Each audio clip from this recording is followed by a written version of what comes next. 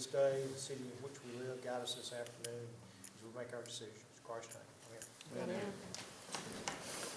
Okay, this is the regular meeting, October the 8th, 2024, the Newnan City Council. You have the minutes from the regular meeting of September the 24th, 2024. I'll entertain a motion to adopt those. So moved. Second. Motion second, we adopt as presented. Any discussion? All those in favor indicate by saying aye. Aye. Opposed, like sign. Thank you. The next are the minutes of the special call meeting on September the 24th, 2024. I'll entertain a motion on those.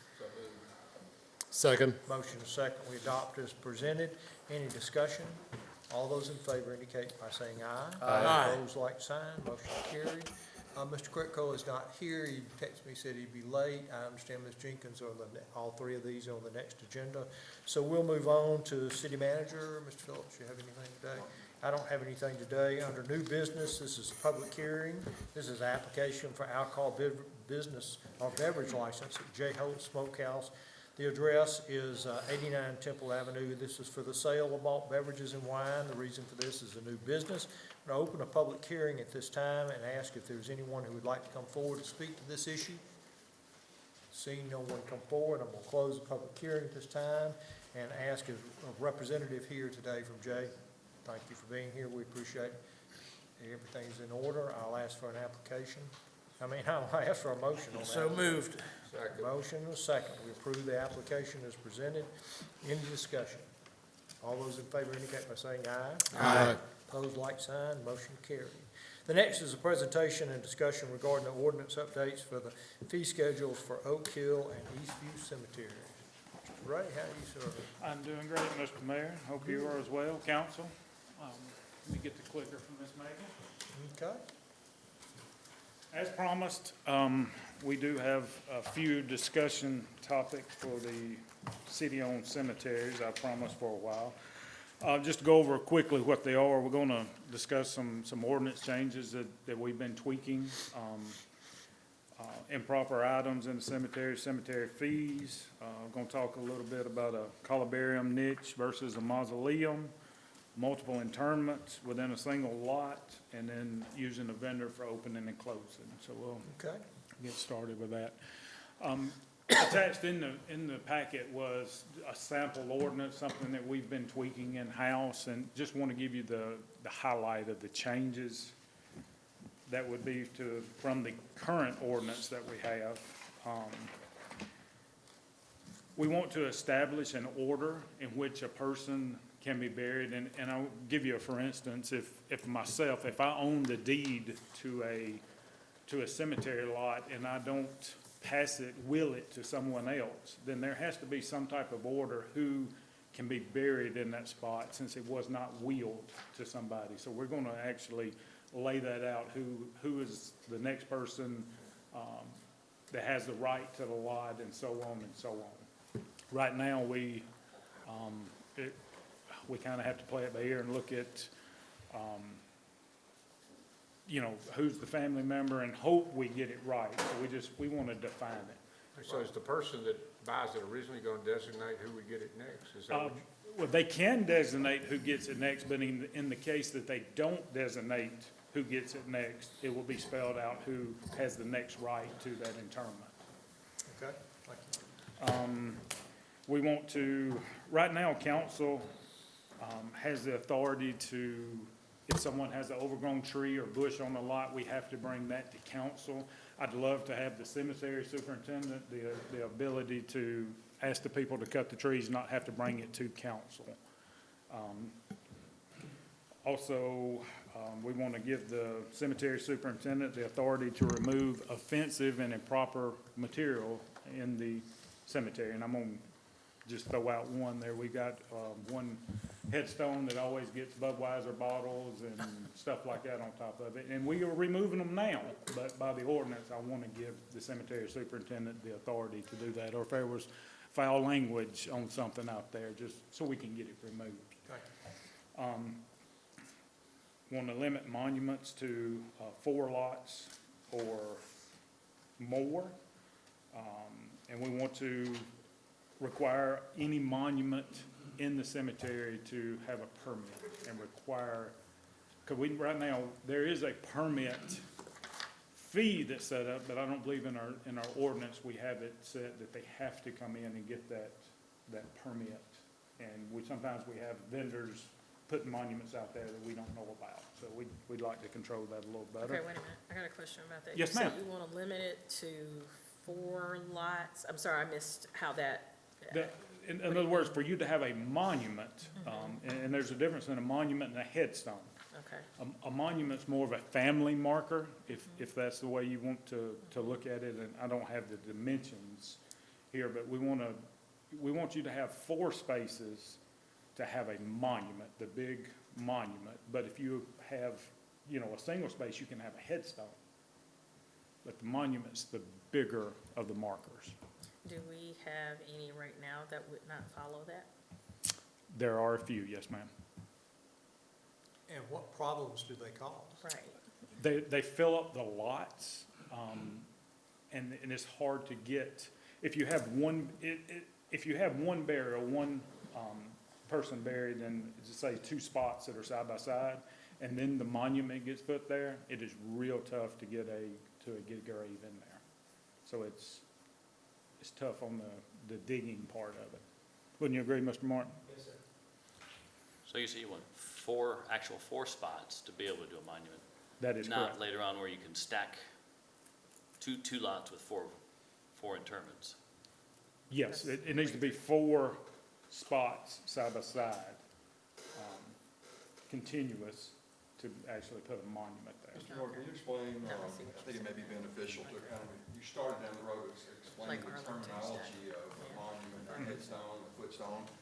I think it may be beneficial before we consider this a future council meeting, for maybe us to provide that information to council, Absolutely. maybe some diagrams of what he's talking about, so you get a better understanding of what all of these markers are. This is common cemetery language, but it's confusing if you don't do it every day. yeah, that's why I'm asking questions, Yeah. I'm like, I don't know the difference. And I believe I've got some pictures, once we get to some of the other stuff, that I can maybe explain that, once we get to that point. Again, this is just discussion today, we're asking for no action on it, just want to get y'all's guidance. We're gonna actually get into, let's see, we want to change the ordinance, and this is one of the discussion items, to where right now, currently the ordinance, only city employees can dig a grave. We want to actually change that to where we can maybe have a third-party vendor dig the grave, and we'll get into more of that just a little bit. We want to define the city holidays. Right now, it just says holidays, but we want to define it, so there's no question, if Martin Luther King's a holiday or Labor Day's a holiday. And then, depending on which way we go with one of the other discussion items, we may want to give the city manager the authority to approve more than one interment in a grave spot. We're going to talk about the improper and offensive stuff. Right now, our ordinance, it does somewhat limit, it says grave enclosures. Well, what's a grave enclosure? We don't, there was no definitions in it, so it's hard to define. But if you see over on the right-hand side, you see they've put a border around their headstones, but they put a bunch of gravel out there.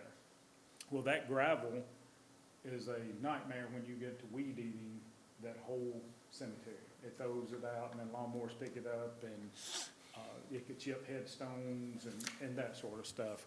On the left, you see somebody just took some makeshift cement, stuff that you buy at Lowe's, border, and made a makeshift fence around that stone there.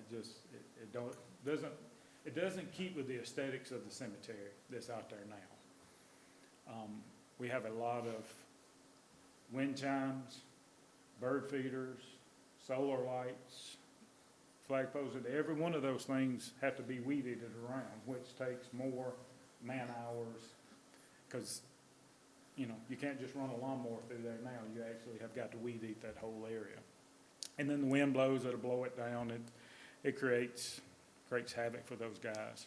On that last picture, that the benches that are in some of these pictures, are those our benches, or are those benches people bring out? There are benches that people bring out. So that's, or- so it's Go- actually on another lot then? But some of them are. Yeah, it could be, Potentially. but this one is actually on that lot. But if you'll see that, I mean, there's just pillows sitting up there, they get blown by the wind. There's, you know, which there is classic benches that people put in the cemeteries that are marble or very, you know, heavy-duty wrought iron and stuff that, you know, looks good there, but there's some that are just wood. Some of, we seen one that was made out of cement blocks and plywood. Do we have guidelines on actually putting out a stone-type bench in a, Currently, there are in the ordinance now, yes, sir. okay? Again, toys, flags, people will put out food, and if you'll notice on the right-hand side, the right-hand picture, that is actually a monument. If you'll see by the size of it, it's not just a headstone type versus the one on the right there is actually a monument as well. It's two, you know, it's the size of two headstones put together. Kind of like a his and hers. Yes, but it is, Yeah. that's a monument size. Oh, yeah. Just think multiple. So that's, what we would like to do is keep everybody, if you want to put a trinket or if you want to put something in the cemetery, to keep it on the monument or keep it on the headstone. If you want to put a vase there, that way it doesn't create a issue with us weed eating and the maintenance of that sort of stuff. I mean, I'm assuming that would be the look that, you know, this body would want, would be the clean, classic cemetery. I threw a fee comparison in of Griffin because it is a historical cemetery. And of course, during the retreat, when y'all go over fees, there will be a more detailed list of other municipalities around with fees. But you can see that, you know, a traditional burial, it's $550 is what we charge. It's $1,000 in Griffin, so we do need to adjust the fees. It says Oak Hill prices only. Yes, ma'am. There's a $50, if you can just take $50 off of that for East Beach, it's $50 less. Okay.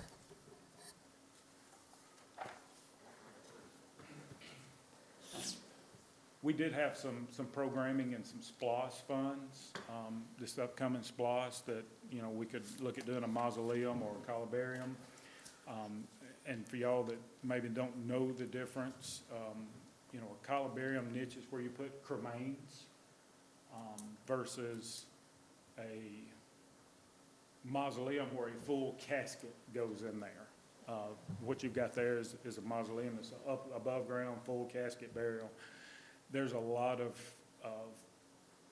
changing in the funeral world right now. A lot of cremations are being done. A lot of cremations are on people's mantles at home, and they would love to have a place to put them where they didn't have to buy a whole lot in the ground and put a monument, to have a place to put it in a columbarium niche. Got a quick question for you. Mhm. Have you ever looked at like how the VA does this? Just as another example of cemeteries. They actually have the columbarium, but they also sell like a 1 square foot to bury the cremains if they choose. And they have a lot of different options, you know, kind of, you know, they do the stacking thing, which we'll talk about later. But they also offer, you know, several different options. I'm sure you've explored all that. Garden is what most Yeah. of it. But, you know, with the cremains, you know, with the burial plot, it's 1 square foot and like a small plaque. So it takes up a whole lot less space, but you can still be buried anyways. Absolutely. So we will be coming to y'all in the future to talk more about the, you know, mausoleum, columbarium, you know, which direction we want to proceed there. And I believe the last issue, multiple interments. Right now, the ordinance does not allow multiple interments, period. A lot of people, if there's a traditional burial, just say a husband has passed away, and a lot of times the spouse would like, they may be cremated, the spouse may be, and they want to intern in that same spot. A lot of cemeteries allow that, we do not. And what they call is a second right of interment, and you actually pay a fee. You don't have to buy another spot, you get to use that spot, but there is a fee that is associated with it to actually, for the record keeping and the opening and closing of that. Another popular move that they're going is the double depth plots, where you'll actually put two caskets on top of one another, and you'll see this in a lot of cemeteries and a lot of cities that are losing or don't have the space to keep adding, so they're actually, putting two. I actually read where there's some that are actually going 3 deep, but I think 2 would be great for us. So, that's the direction that we're looking, and hope that is something that this body wants us to proceed with. Any questions? I'm sure we're gonna have some comments as we go through this Yeah. process. Absolutely. This is not an ordinance that we're gonna approve or even consider approving today, but Mr. Shell? I mean, are we gonna go into things as far as cost effective, like the columbariums cost a lot of money up front, and we don't know, until you figure out what kind of, I'm not trying to make a profit, but it's gonna cost us money to get that in place, and yet could be a long time coming before we ever get paid, and then we still have perpetual care on something like that. Yeah, when we bring that to you, there will be a cost analysis with it. Okay. For y'all to make that educated decision. And you talked about a lot of different, changes here, but specifically, what will be the differences between Eastview and Oak Hill? There wouldn't be any difference. The rules would mirror both cemeteries. Yeah, but you're talking about adding the mausoleum columbarium to Oak Hill, but not No, to, That's gonna be for this body to decide where to Okay. put it if we put one. and then my only last question is, we did a lot of work to Oak Hill, putting the fencing up and that kind of thing, and Eastview still has broken bricks and gate and all of that. Identified in the SPOS was enhancements to Eastview, to actually dress that up, to do the fence, to do the entryways. Yes, ma'am. It's personal, my whole family's over. No, I understand. Anything else? No, I just appreciate you bringing this up. Oh, You spent a lot of time on this. I can tell you've been thinking about it, still thinking about it. And for somebody that goes through that cemetery a good bit, I relate to all that you're working on in a positive way. Thank you. Thank you for the report. I Mr. think I want Phillips? to elaborate just a little bit more on the SPOS allocation. Yes, there was a $2.5 million line item in the SPOS that was labeled cemetery improvements. If you remember some of the marketing collateral that staff prepared, it did show improvements at both Eastview and Oak Hill. We showed examples of different things. There's going to have to be a discussion with this body to identify the exact programming and what's desired to be delivered out of that $2.5 million. So it is one of my items on the retreat here in a couple of weeks, so we'll be able to at least take that first step in a couple of weeks, try to identify how to spend that $2.5 million. Okay. And I do think Mr. Norton, appreciate, you did a great job today. There's one more slide, and I think this is going to be something that's very interesting for us to consider as we're looking at some of our future staffing needs. Mr. Norton, you want to elaborate on that? Absolutely. I alluded to the, thank you, Pastor, I was pointing, there was one more slide, I thought I was through. I know what the one meant now. Changing the ordinance where someone else could dig in the cemetery, we would actually like to explore the possibility of letting an RFP out to have a third-party vendor come in and do opening and closings, maybe 2 different companies. We would, of course, require bonds to make sure that they done what they were supposed to do in the cemetery. So we could focus solely on maintenance and not opening and closing of graves. It takes a lot of time. What we anticipate, we would let the contractor open and close it, and we would be responsible for putting the sod on it after the fact, so it's up to our standards. But, just looking at ways that we don't have to add personnel in the future. All right. We appreciate that. Absolutely. Thank you. Any other questions? Okay, thank you, sir. We appreciate it. We'll move on to the next item, consideration of a contract award for professional design services regarding the Bicentennial Park and improvements to the Greenville Street Park. You have this before you. Are there any questions, staff? Mr. Phillips? Pretty straightforward, if you have any Yeah, questions. right. Just contract. Anyone? Motion? So moved. Second. Motion is second. We approve as presented. Any discussion? All those in favor indicate by saying aye. Aye. Opposed, like sign. Motion carried. The next is very similar. Consideration of contract award of construction manager service regarding Bicentennial Park and the improvements at Greenville Street Park. Questions? I do. And I probably should have asked it on the last one, but where are we in the designs at this point? Excuse me? The design, where are we in the design of Bicentennial?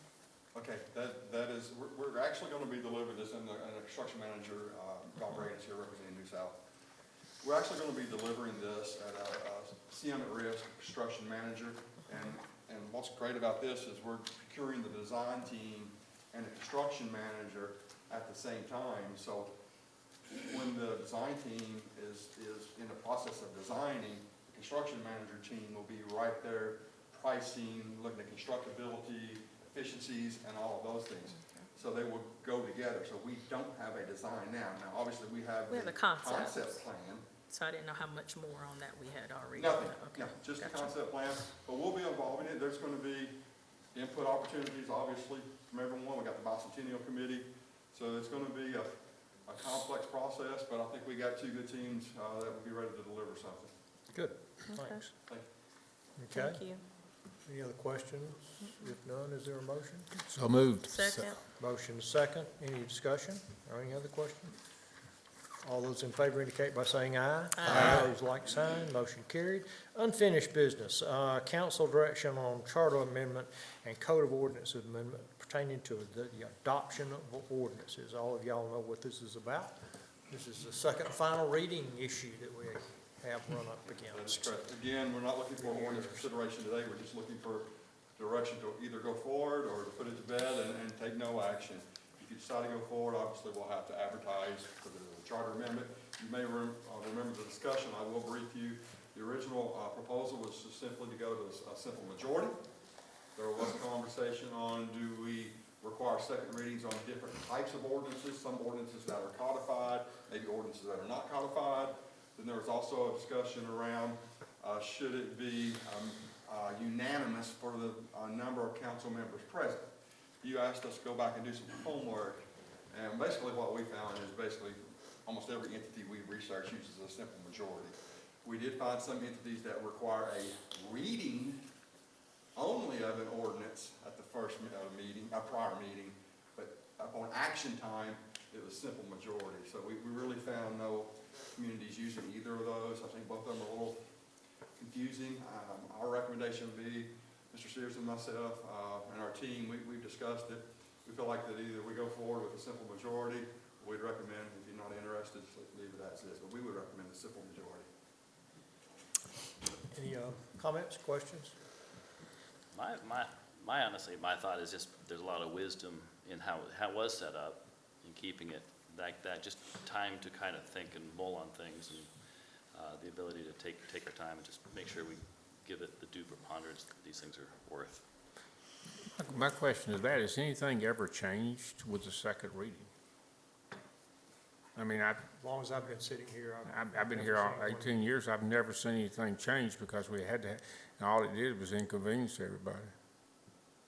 That's exactly right, and with all due respect, it's not that I don't know that it was wisdom, because none of us know what it was. We don't know. If it was out of fear, if it was out of wisdom, if it was out of personalities conflicting with one another. Well, Mr. Sears has looked, we've looked, nobody knows why it was set up that way. And it's certainly not a common practice. I think sometimes these things are just put in place Mr. just Sears, from, I've heard you say before, we don't, not sure why it was set up like that. Well, no. You know? What happened was, the city of Newton was a strong Mayor form of government. Right, we've heard So, that, but. Yeah, and that's what I say. In 1987, when Mr. Boland and Mitch Powell and I redid the charter, we just carried that through. Right. Because that's the way council had always done it. So That's- that's the reason why it still has been that way. because it was the way it was always done. Because What it I'm was- talking about is before. the way Nobody, it was nobody's always done. here to explain the No, reason. nobody knows So I why. can assume that the first charter was, 1828. I mean, it could have been that way for 200 years almost. Well, if you couldn't get here that day, it was different, I guess it could be bad. Well, even Well, the city is small, you could, The difference was, and I think, was because technology certainly was not what it is today. And a lot of people, even though they were within the city, you didn't have this immediate togetherness. And a lot of times, they didn't see things till they showed up at the meeting. So the whole idea was not to pull a surprise on somebody and have something pass That's right. that could be of importance without it having that second thing. Now, as Mr. Phillips said, a lot of places they don't vote. It just has to be on the agenda, and we discussed that. It has to be on the agenda, but you can't vote for it till the next meeting. now. Can I say something? Sure. Go ahead, I'm sorry. Well, with all this discussion, it simply, to me, endorses the idea that we should go to a simple vote, quite frankly, so we don't get into this. I mean, to break away from tradition and things just the way we used to do it. I would definitely like for us to go to just a simple vote for majority. I mean, you can still be voting by being here online, you still have that same right, that still counts in that vote, right? If you're signed in as being here, and even though you're remote, you still vote just like anything else, right? I mean, you don't have to be present Mr. Shell, in it's physical presence. You have to have a quorum present in the room. Okay, let me, that's kind of a, To do it. in other words, you can still participate twice a year Right. online if that's the way. However, you can't have five, or you can't have, To have a majority physically you present. can't You have to have four present. trying You have to have four be present. online and three present and take any vote. Yeah, so what I'm gotta saying have is a majority. you couldn't one person be here and three remotes pass something. Assuming they're authorized to vote online. Wait a minute, Yeah. you just said the opposite of what you just, I Well, I understood mean, you said. okay, you're entitled to miss 2 meetings, correct? Correct. Okay. Let's just say everybody's in their rooms. Let's say you miss a third meeting, but you want to come in. I'm on- not talking about that. I'm Okay. saying this is the first meeting of the year that you're gonna miss, but you're online. If there's 4 people present, which you said, I thought you said you had to have, then as the 5th person, you can vote and it count in that circumstance, right? That's correct. Okay, that's what I want. Yeah, But you have to have 4 present in order to do that. correct. Okay, I actually agree with Councilman Carrico, that I think that giving us more time to think about something, and of course, I mean, as much as things are available online, life sometimes, and people don't keep up with things until it pops up on the agenda the first time, and it ends up in the newspaper, or somebody goes and sees the live feed on YouTube or Facebook, and somebody says, hey, wait a minute, did y'all know this was going on? I've been busy. They don't go and lead the agenda every single meeting, and they may miss something important. And so I like having it to where we have to have that second and final reading, so that it gives the public a chance to say what they gotta say. And I know that there's some confusion there about the public hearings, especially being on that first meeting, and people have missed it. But And again, with all due respect, what you're saying today is creating still that illusion that that the second and final reading, when there has been a public hearing, and not all ordinances have a public hearing associated with them, but when there has been a public hearing, and that is typically the time that the importance of the issue is raised to a different level, when there's a public hearing, and that's by design. We have a public hearing, it's important, here's your chance to speak, that's the call I get a lot of times is, how do I sign up to speak on the second and final reading when I missed, life happened and I missed the public hearing? And the answer is, you miss the public hearing, there's no public hearing on the second final reading, well, that upsets someone because they think we're doing something that we shouldn't be doing, and we're not. We've It's already, just the we've way already it's voted set up. once. And that's the confusing part to me on all this. And then the other issue for me is the adoption of the budget at the first meeting of the year, and we're always scrambling to make sure that we have got enough people here. We've got a majority of the people who are gonna vote for that, because if we don't get a 7-0 vote that day, because again, life happens, somebody's out, whatever it is, then we've got a budget that we haven't adopted, and that's not good for the city. So those two issues are paramount, in my thought process on this, so. Anyone else? And if I cut you off, I apologize, go ahead, finish. Yeah, actually, I was gonna say, I actually like the idea of having it on the agenda to get people's attention and then having the meeting later and flipping what we do now. And not having that one vote, but doing it at the second meeting. Because to me, that problem that you're talking about is people hearing about it is indicative that people need it in the public sphere at our meeting so they can find out more about it. Okay, so so- let me, again, I don't mean to interrupt you, go ahead, finish. Yeah, so I am in favor of us looking at it, but I'm just saying that I want us to look at it like that as opposed to taking away the extra opportunity, because that seems to be the way people are talking. But I'm actually saying, let's keep that second opportunity, but let's change it to where we have the second opportunity be the one where people's attentions have already been caught and can participate. We're always complaining about people not participating.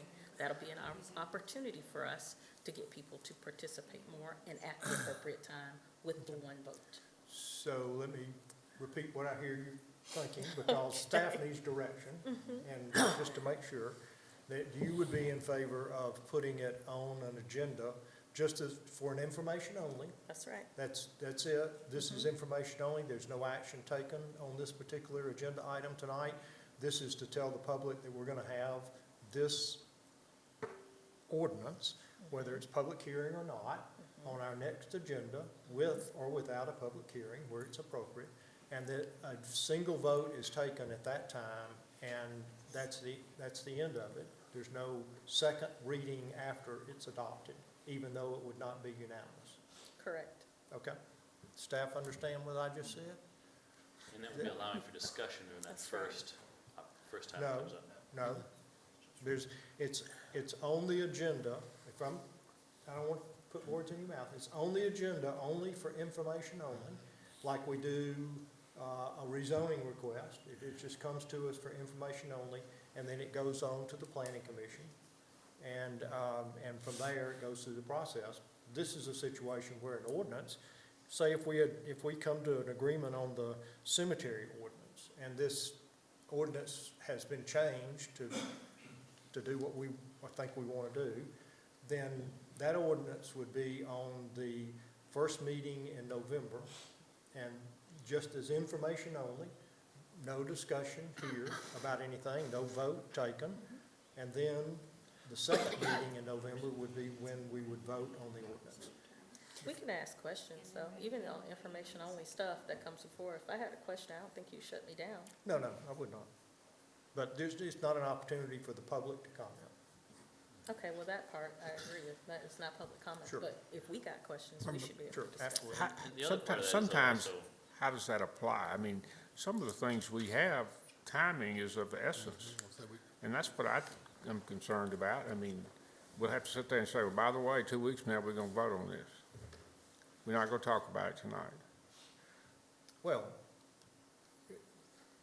the way I look at that is that transparency, I don't have any problem with transparency. We publish that agenda whenever, Thursday or Friday before, and then we're gonna do that. And again, sometimes time is of the essence on some of the things that are brought to us. We're gonna sit there and put them off for another 2 weeks. I'm not in favor of that. I'm not either. That's what I was repeating what she said. Oh, okay. So council, So can we still, does this require a motion, or? I'm gonna have to have a motion not to craft anything here today, but I would like a motion just to ask staff to continue the process, to bring things before us. Because Continue the either- process to utilize a simple majority procedure. Did you just make that motion? I will make that motion, yes. Is there a second? Second, to let the simple majority proceed in one vote. Is that what you're saying, Paul?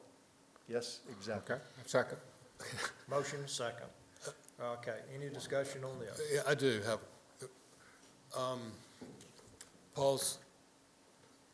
Councilman Paul's motion, it's just, it comes to the meeting, it's on the agenda, we talk about it, we vote on it, simple majority rules, Yep, no extra meeting.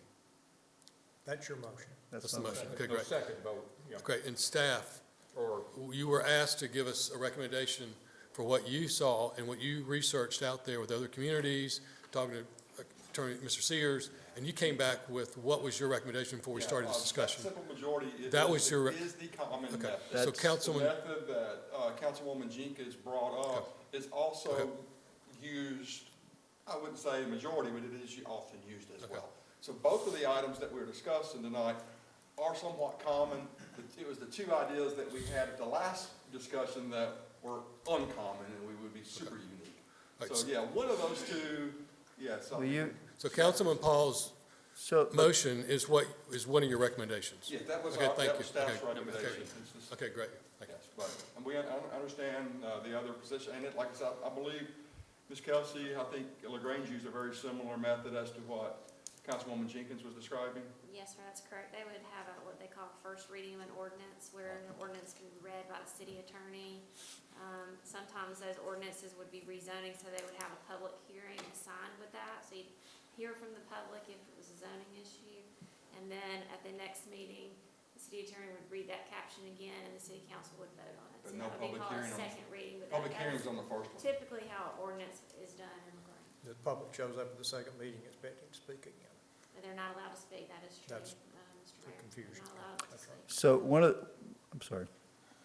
One of the things that got me is your explanation of 1 and 2.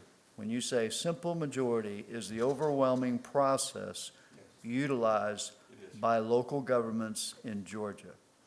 So the one-offs, we understand there's one-offs. So you were really able to find very few instances where ordinances had to be read prior to meetings, et cetera. So that's where I'm going by, based upon their research.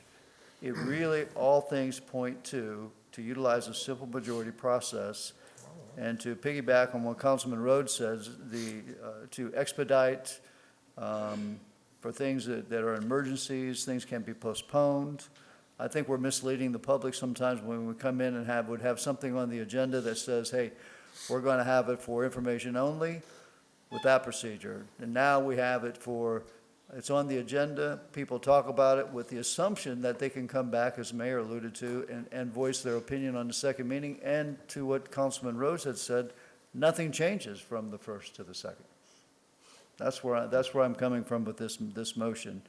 To me, it's simply to expedite things the way they should be. Just because we used to do it doesn't mean we always have to continue doing it. I'm not looking at it necessarily because it's tradition. I think there's a word of caution based on council's change.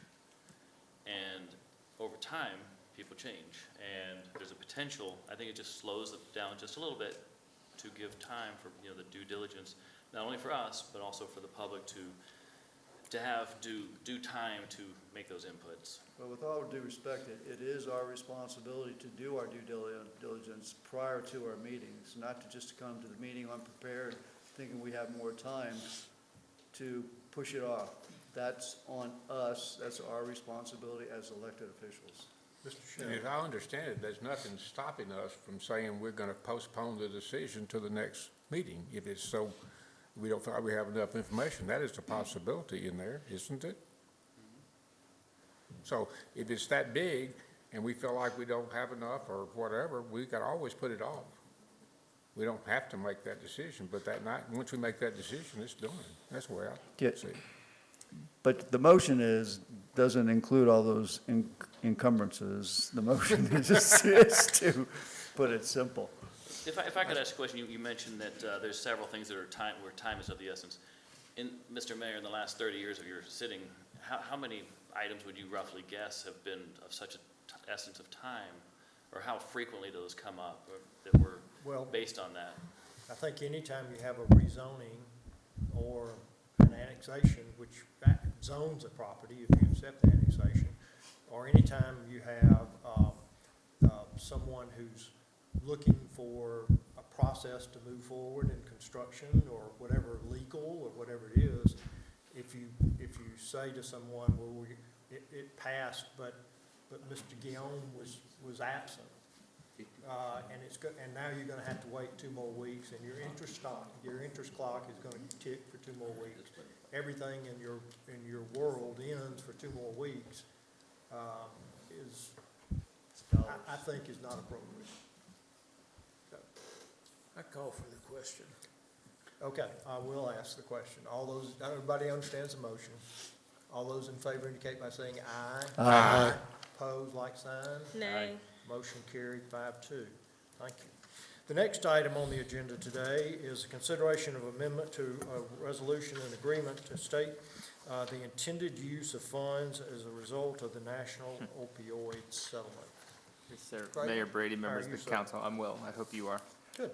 In March 2022, this council was made aware that the city of Newnan, and they elected to join the nationwide settlement agreements between states, local governments, numerous pharmaceutical distributors, manufacturers, and retailers. Since that day, the city of Newnan has been party to this national opioid settlements agreement. You may hear me refer it to as.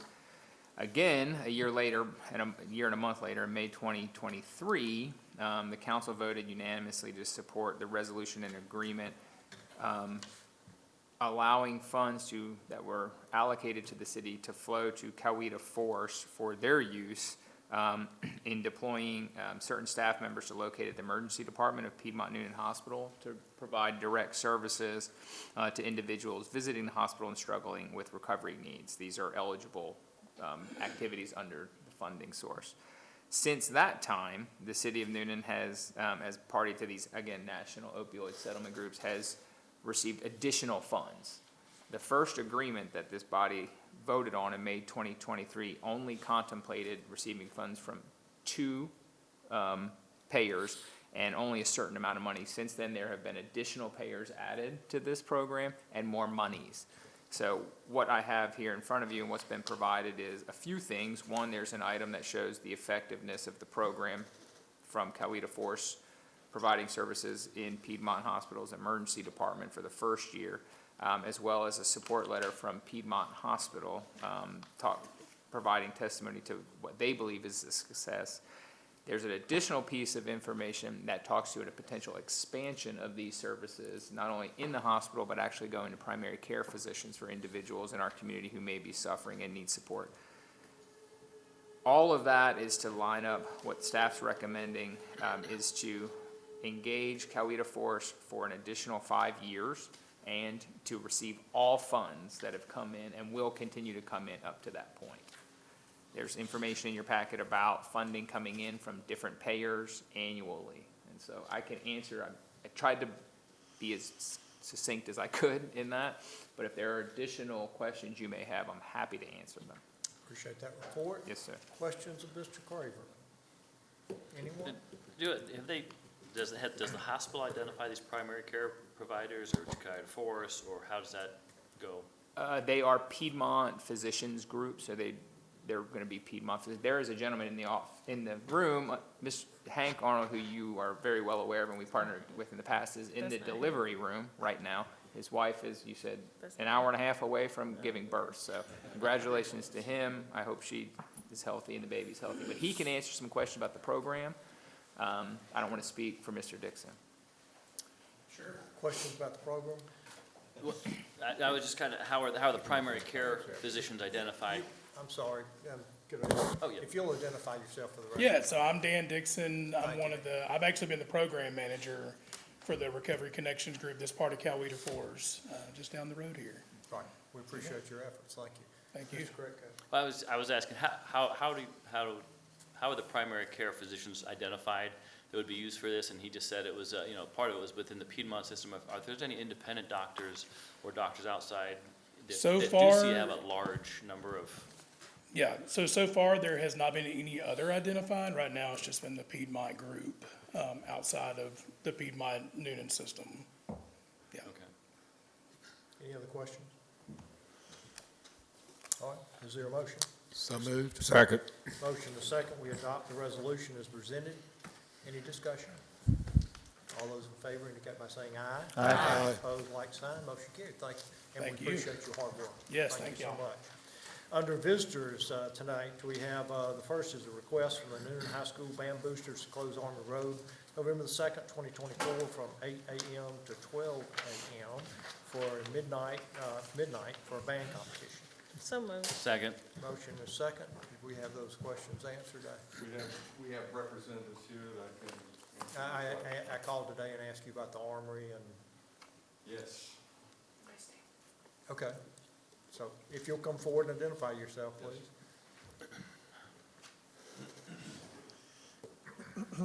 So, thank you for being here, number one, and appreciate all the work you do. I had two questions. Okay. One, have you contacted the Armory to see if there's any activity going on at the Armory during this period? Yes, sir. I spoke with the National Guard unit, and they said that their drills are going to be in Forsyth, and they Okay, won't need. so question two, is the high school having any ACT or SAT testing? They are having SAT. They said there's plenty of space over on the other side of the school on Cougar Way. And it's done by, they said the testing should be done by 11:30. And we open up we have to have the road closure for all the buses. Right. But the bands don't actually start till about 12:15 or 12:30. Okay, all right. We've approved this in the past, and they've had SAT testing at the high school, and it's been an issue. So you've talked to Principal Kim, Dr. Kim? I spoke with Dr. Boyd, the band director, and he spoke with Dr. Kemp. And they don't see an issue with this? To my knowledge, he said there wasn't. Okay, so. good. All right, I'll entertain a motion. So moved. I already said the motion. Okay, motion, was there a second? There was. Okay, motion second then. Any other questions? All those in favor indicate by saying aye. Aye. Opposed, like sign. Motion carried, thank you. How long has Old South been going on? It was in when I was in high school, It's the 45th year. that's what I thought. Yes. It's a long time. Thanks. The next is a request from First Baptist Church to close Brown Street between West Washington and Madison for preschool fall festival on October the 24th, 2024, 12 p.m. to 8 p.m. I'll entertain a motion. I'll make that motion. So moved. Motion is second. We grant the request. Any discussion? All those in favor indicate by saying aye. Aye. Opposed, like sign. Motion carried. Ladies and gentlemen, that ends our regular meeting. We do have an executive session today, a need for real estate. Mayor Pro Tem, if you'll read that motion for us. Yes, Mr. Mayor, I move that we now enter into the closed session as followed, as allowed by OCGA 50-14-4 and pursuant to the advice by the city attorney for the purpose of discussing real estate. And that we, in open session, adopt a resolution authorizing and directing the mayor or presiding officer to execute an affidavit in compliance with OCGA 50-14-4, and that this body ratify the actions of the council taking in closed session and confirm that the subject matters of the closed session were within the exceptions permitted by the open meetings law. Second. Motion is second, go into executive session for real estate. All those in favor indicate by saying aye. Aye. Opposed, like sign. Motion carried. Thank you, ladies and gentlemen, for being here today.